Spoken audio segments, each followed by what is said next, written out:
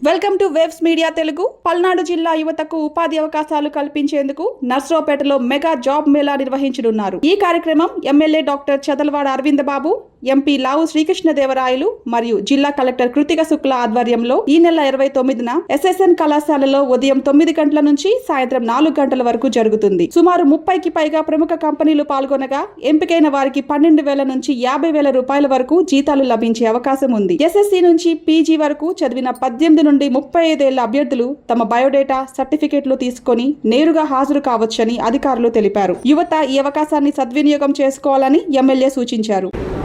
Media సోదరులందరికీ ధన్యవాదాలు.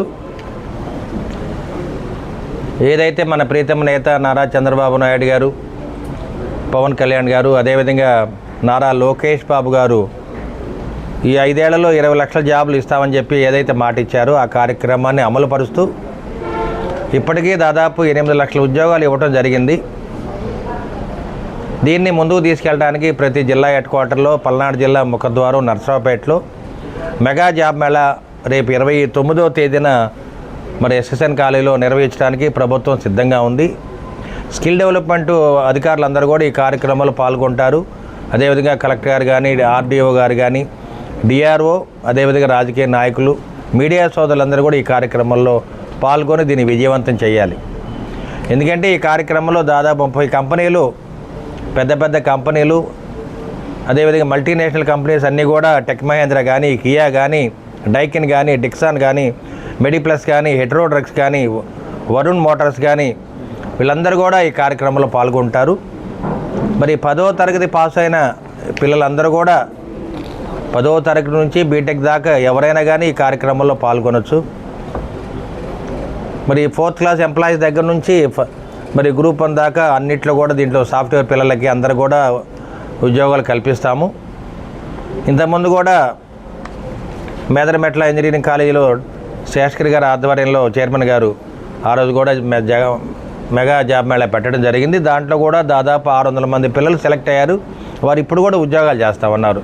అందరూ కూడా శాలరీస్ దాదాపు 15,000 నుంచి 30,000 దాకా శాలరీ రాబట్టుకుంటున్నారు. కాబట్టి ఇవాళ దీంట్లో కూడా దాదాపు శాలరీ 15,000 నుంచి 1,50,000 దాకా వచ్చే అవకాశాలు ఉన్నాయి. అన్నీ మంచి మంచి కంపెనీసు.